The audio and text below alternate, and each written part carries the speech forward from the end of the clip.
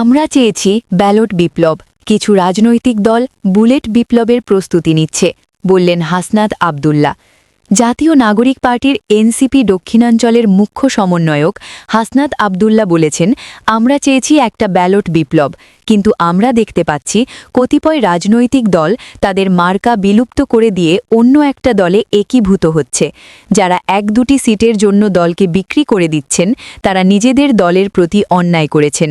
এর থেকে দুঃখজনক আর কিছুই হতে পারে না। আমরা চেয়েছি জুলাই বিপ্লব, কিন্তু কতিপয় রাজনৈতিক দল বুলেট বিপ্লবের প্রস্তুতি নিচ্ছে। আমাদের সবাইকে একসঙ্গে অন্যায়ের বিপক্ষে, ইনসাফের পক্ষে লড়ে যেতে হবে। হাদি ভাই আমাদের শিখিয়েছেন, আমরা জান দেব কিন্তু জুলাই দেব না।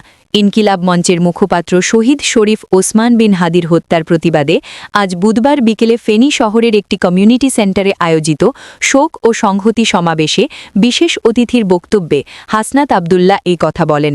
প্রধান অতিথি মুজিবুর রহমান মঞ্জু বলেন, ন্যায়, ইনসাফ ও গণতন্ত্রের পথ রুদ্ধ করতে যত ভয়ভীতি দেখানো হোক না কেন, সন্ত্রাসবাদ ও আধিপত্যবাদের কাছে বাংলাদেশ আগেও কখনো মাথা নত করেনি, ভবিষ্যতেও করবে না।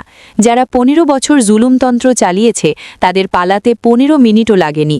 ভবিষ্যতে যারা জনগণকে জিম্মি করতে চাইবে, তারাও জনরোষে পালাতে বাধ্য হবে।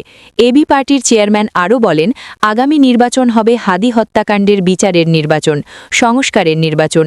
যারা সংস্কার চান, হাদি হত্যাকাণ্ডের বিচার চান, তাদের উচিত বৃহত্তর মোর্চা করে সংস্কার আর বিচার বিরোধীদের বিরুদ্ধে নির্বাচনে অংশ নেওয়া।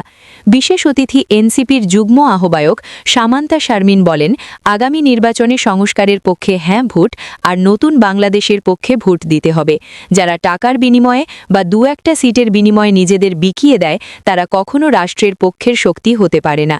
তিনি বলেন, আধিপত্যবাদের বিপক্ষে সর্বশক্তি নিয়ে লড়াই করে তরুণ প্রজন্ম ফ্যাসিস্ট হটিয়েছে, নির্বাচনেও ঐতিহাসিক ভূমিকা রাখবে।